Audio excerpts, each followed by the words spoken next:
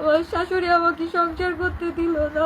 না কেন? যে আমার শাশুড়ি আমাকে, যেদিন আমার হাজবেন্ড সুইসাইড করে, যে আমাকে আমার শাশুড়ি আহত করছে, ইভেন আমার চুলের মুঠি ধরে অনেক চুল ছিঁড়ে ফেলছে, চুল টানতে টানতে আমার মাথা ঘাড় ব্যথা হয়ে গেছে, আমার এই যে ঘাড়ের এই পাশেও দাগ আসছে চুলের এই দিক থেকে। তো আমার হাজবেন্ড মানে যে সেদিন যে মারা গেল 7 তারিখ 6 মে সকালে, আমার হাজবেন্ড অফিসে যাওয়ার সময় কখনোই আমাকে বাই করতে পারতো না, টাটা বা বাই দেওয়া, যে ওয়াইফ সে আমার একটা বাই করে যায় সেটা পারতো না, একমাত্র তার মায়ের জন্য, আমার শাশুড়ি মার জন্য সে পছন্দ করতো না, তাই যেদিনই করতো সে রেগে যেত। তারপর থেকে আমার হাজবেন্ড বাদ দিয়ে দিল বাই দেওয়া তার মায়ের সামনে। তো সেদিনকে কোনোভাবে সে দেখলো কি তার মা ঘরের দিকে গেছে, তো সে আমাকে বাই দিল হাত নেড়ে আমার দিকে তাকিয়ে। মানে আমাকে খুব ভালোবাসতো, কিন্তু তার ভালোবাসা ছিল লুকানো। আমি যখন তাকে বলতাম, সে আমার থেকে অনেক সিনিয়র ছিল, তো আমি যখন তাকে বলতাম যে চলো একটু মোড়ের মাথা থেকে একটু চা খেয়ে আসি, আমার সাফোকেটেড লাগতেছে, কজ আমাকে বাবার বাড়ি আসতে দিত না, আমার হাজবেন্ড চাইতো না আমি বাবার বাসায় আসি। তো তখন সে বলতো কি, তাহলে মাকে বলে মা তুমি আমি একসাথে চলো হেঁটে আসি, চা খেয়ে আসি। তো আমি বলতাম আমার সাফোকেশনের কারণ তো তোমার মা। সে আমাকে প্রত্যেকটা সেকেন্ডে, তুমি অফিসে থাকাকালীন যে পরিমাণে পেইন দিচ্ছে, আমি সাফোকেটেড ফিল করতেছি, তো বাইরেও যদি সে যায়, আমার সাফোকেশন যদি আমি সাথে নিয়ে যাই, তাহলে আমি আর ফ্রি হলাম কিভাবে? আমার হাজবেন্ডের কথা ছিল ওটা, তো সে সেটা ক্যান্সেলই করে দিল। তখন আমরা শান্তিনগরে ছিলাম, সে বলেই দিল যে না, মা ছাড়া আমি যেতে পারবো না।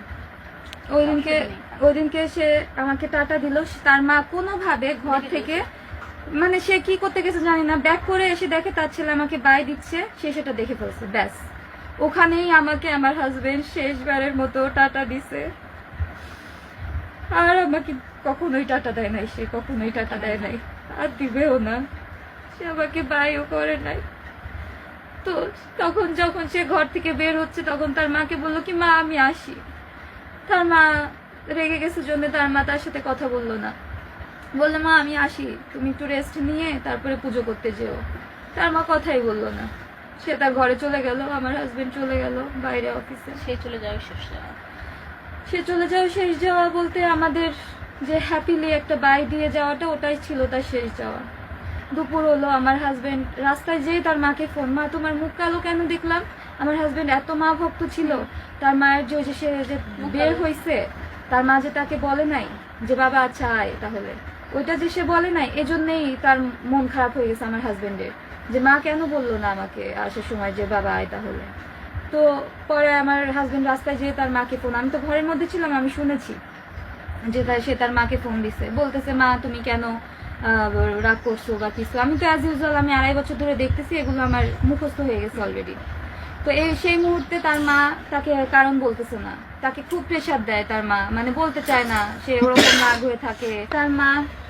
তার মায়ের এই অত্যাচার সেকেন্ডের পর সেকেন্ড, আমাদের একটা জায়গায় মানে ঘুরতে যেতে দিত না।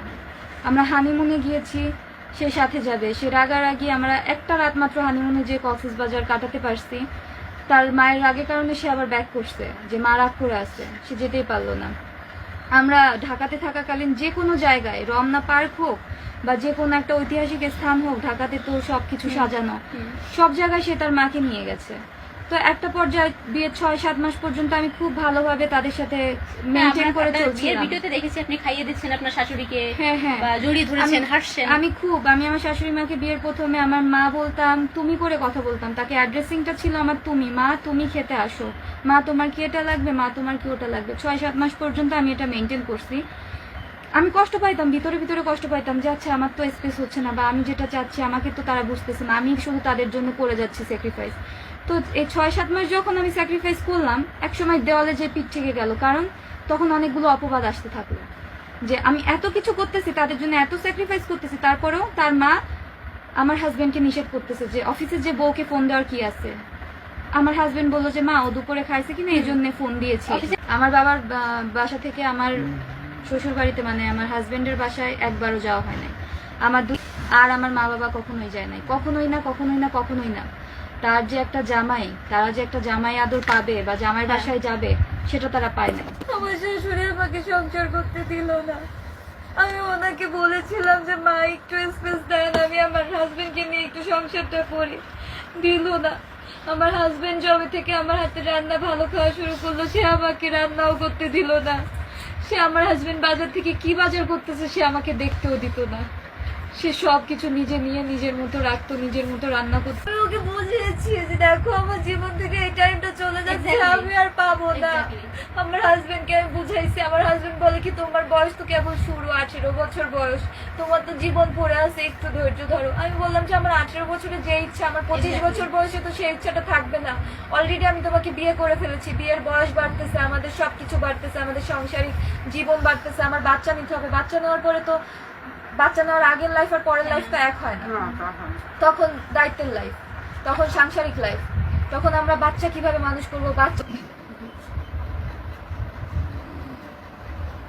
হ্যাঁ, আপনাকে এরকম বলছে যে খবরদার আপনি কখনো বিয়ে করবেন না, তাহলে কিন্তু আপনি মরবেন।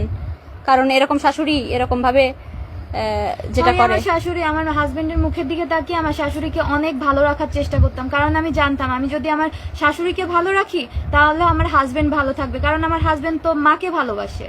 তো আমি যদি আমার শাশুড়িকে ভালো রাখি তাহলে আমার হাজবেন্ড ভালো থাকবে। ওই জন্য আমি আমার শাশুড়িকে ভালো রাখার চেষ্টা করেছি প্রথম 6-7 মাস, পুরোটা দম দিয়ে আমি চেষ্টা করেছি আমার শাশুড়ির খেদমত করা থেকে শুরু করে তার কাপড়টা পর্যন্ত আমি যে ধুয়ে দিতাম, নেড়ে দিতাম। তারপরেও তার মন পায় নাই, সে তার ছেলের সাথে আমাকে একটা মুহূর্ত একা থাকতে দিত না। 6-7 মাসে এত কিছু করার পরেও থাকতে দিত না, তখন আমার দেওয়ালে পিঠটা ঠেকে গেল। তো লাস্টলি আমার হাজবেন্ড কথা বলছে তার মার সাথে, কথা বলে বাসা থেকে বেরোয় হয়ে গেছে, আর কথা হয় নাই। ওই দিনকে সকালের পর থেকে আমার হাজবেন্ডকে ও যাওয়ার আগে আমাকে একবার বাইও বলে যায় না, একটা হিন্টসও দিয়ে যায় নাই যে আমি বুঝবো। ও আমাকে বলেও না যে তুমি ভালো থেকো, কোনো হিন্টস দিলে আমি বুঝতে পারতাম যে ও কিছু একটা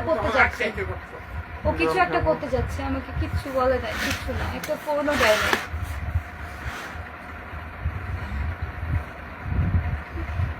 পরবর্তীতে আমার ফোনে ফোন আসলো, ফোন আসতে শুরু করলো 12:30 নাগাদ আমার ফোনে ফোন আসতে শুরু করলো যে ভাবি কি হয়েছে, আপনি মেডিকেলে চলে আসেন। আমি বললাম কেন, কি হয়েছে, সমস্যা কি?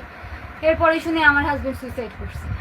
আমি শুনে জাস্ট বাসা থেকে বের হয়ে রাস্তায় পড়ে গিয়েছিলাম। আমার হাজবেন্ডের অফিস থেকে গাড়ি আসছিল আমাকে নিতে, গাড়ি আসার পরে আমি রাস্তা থেকে উঠে বসছি, আর দেখা হয় নাই, আমাকে দেখতে দেয় নাই। বেলা 2:30 অবধি আমার হাজবেন্ডকে তারা দেখতে দেয় নাই। তারা আমাকে বললো হাজবেন্ডের চিকিৎসা চলতেছে, ডাক্তার দেখা করতে দিবে না। আমি যখন সবকিছু ছেড়ে ছুড়ে সবাইকে এক প্রকার জোর করে ধাক্কা দিয়ে যখন হসপিটালের ভিতরে দৌড়ে চলে গেলাম, দেখলাম এক কোনায় একটা সাদা কাপড় দিয়ে লাশ ঢাকা। আমার হাজবেন্ডের রানার কনস্টেবল ওইখানে সাদা কাপড় দিয়ে ঢাকা, আর রক্ত। আমি কিচ্ছু মানি নাই, সবাই আমার হাত ধরে, আমি সবাইকে ছেড়ে ছুড়ে ওইখানে যে কাপড়টা উঠাই দেখি আমার হাজবেন্ড শোয়া, ওর নাকে মুখে রক্ত, ওর এত যে রক্ত, বান্ডিল টিস্যু ভিজে গেছে রক্তে, তাও তলিয়ে যাচ্ছে। পোস্টমর্টম করতে নিয়ে যাবে তার আগের পজিশনে আমি আমার হাজবেন্ডকে জড়িয়ে ধরছিলাম লাস্টবারের মতো, দেখলাম আরে রক্ত, আমার 2 হাতে কত যে রক্ত ছিল, কত রক্ত। আমার হাজবেন্ড অনেক কষ্ট পেয়ে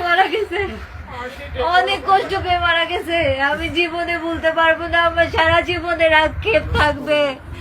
আমি আমার শাশুড়ির হাতে পায়েও ধরে বলেছিলাম যে আমার একটু সংসারটা করতে দেন, আমার শাশুড়ি আমাকে সংসার করতে দেয়নি। আমার আক্ষেপ থেকে যাবে, আমার বয়স 20, আমার সারা জীবনের আফসোস থেকে যাবে আমার হাজবেন্ডকে নিয়ে, যাকে আমি জীবনে প্রথমবার ভালোবেসেছিলাম, আমার স্বামীকে, তাকে নিয়ে আমার সংসার করা হলো না। আমি কিভাবে বাঁচবো? ও নিঃশ্বাস নিতে পারতেছে না, ওর গা কত যে শক্ত ছিল, ঠান্ডা, ওর হাত পা শক্ত। ও যে কত